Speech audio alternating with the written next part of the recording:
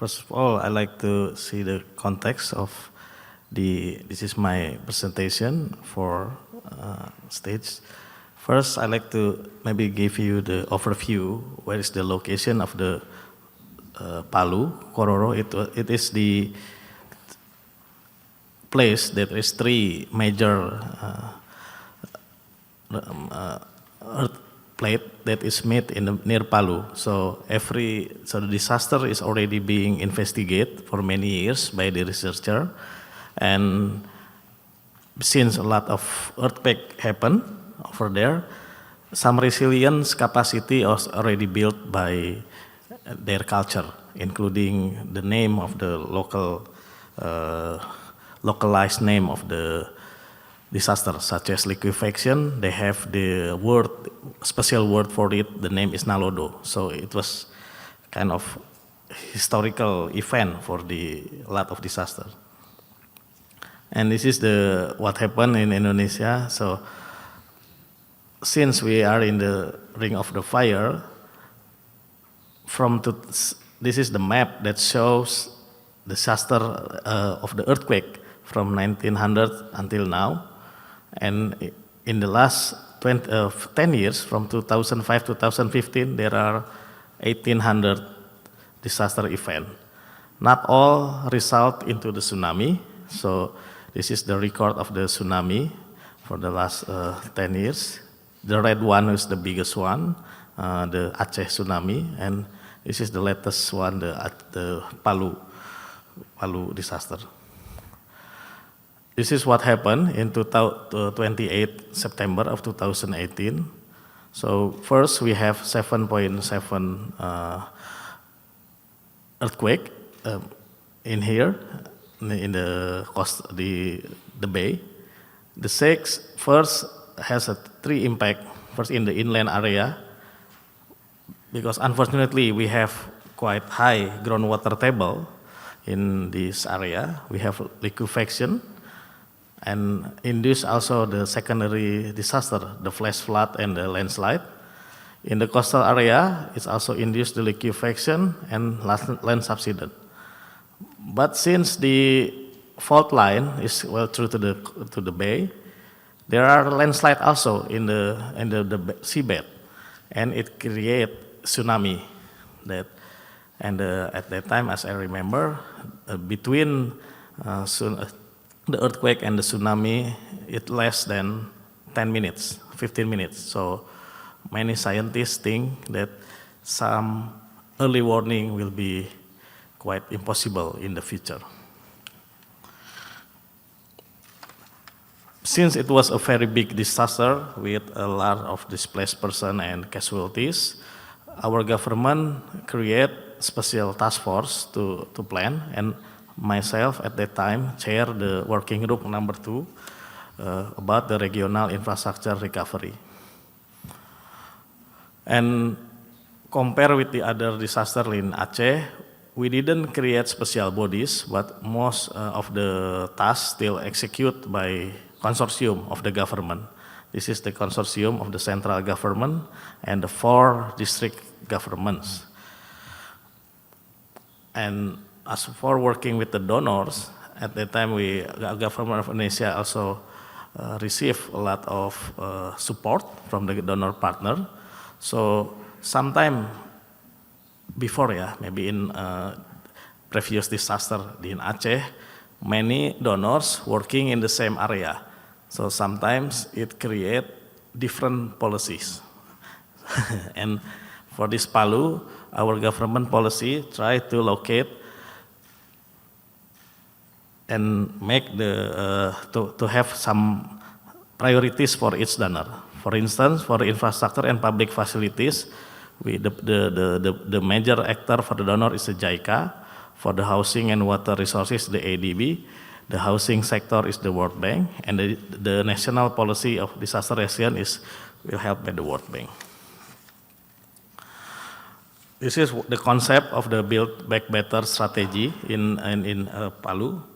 First, we have this analysis of the hazard, the tsunami, Nalodo. Nalodo is the local word for liquefaction, seismic, sediment disaster, and the flood. And we create the disaster risk reduction with all infrastructure, but still considering the recovery needs and also the constraint of the cost, time, social acceptance. The first strategy, for the managing the liquefaction, in the same area in the Palu, there is a large irrigation scheme. There was 70,000 hectares, so it's around 70 kilometers square. That is a flooded type. So it was suspect that this irrigation scheme also contribute to the increase of the shallow groundwater and become increasing the risk for liquefaction. So we will try to manage this, the groundwater table, the shallow groundwater table, by using this horizontal boring, create the lining of the irrigation channel, deep wells, and also crop strategy. And for tsunami, we built, because the tsunami, it's, let's say, some people still arguing about that, about what is the level of the tsunami and what is the secondary effect. But we try to combine the hard structure and the zonation approach. So we combine the green infrastructure, these dikes, and the zonation of the, including evacuation rate and tsunami resistant building. So we adapt also vertically rather than horizontally, since Palu is very condensed city. So I will talk about this later. So there's a special code for the building.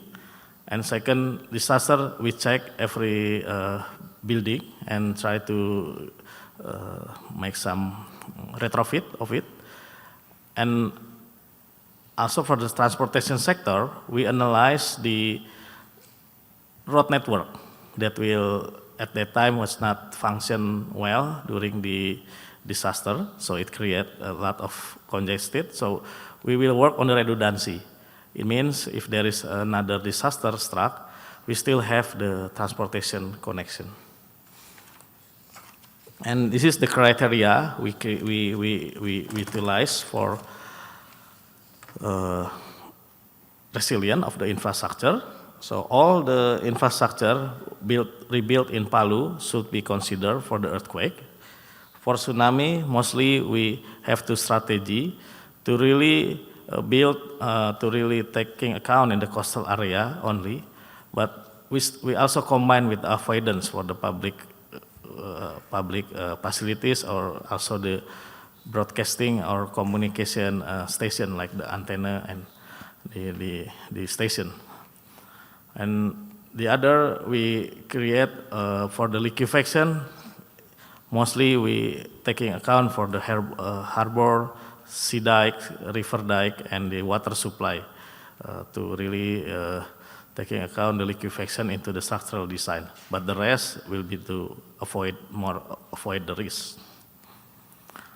And since the disaster was so considered by a lot of scientists is quite unique, so the recovery process, it was mixed between the R&D and also implementation. So we organized the international and national forum for to have to make a recommendation of the design, and we organized this is January 2019 until December, we organized 6 workshops that has a recommendation for the construction of the elevated road, the reducing the risk of tsunami hazard is combined with the green infrastructure, since we have finding also that the mangrove has a function to reduce the wave height.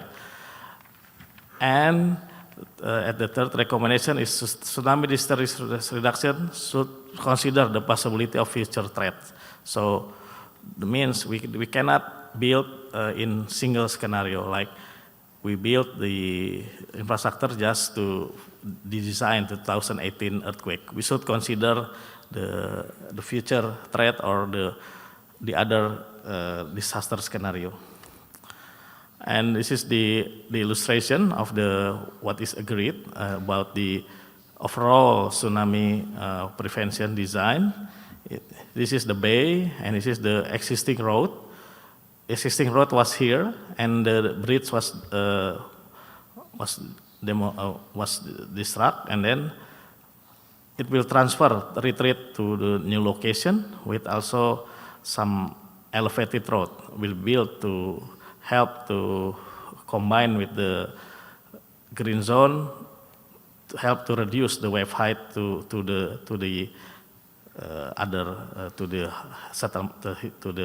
buildings. And this is still ongoing process. There is a 27 series of tsunami scenario and scenario of protection that was run corporate with the Indonesian expert and expert from Japan in our laboratorium in Bali.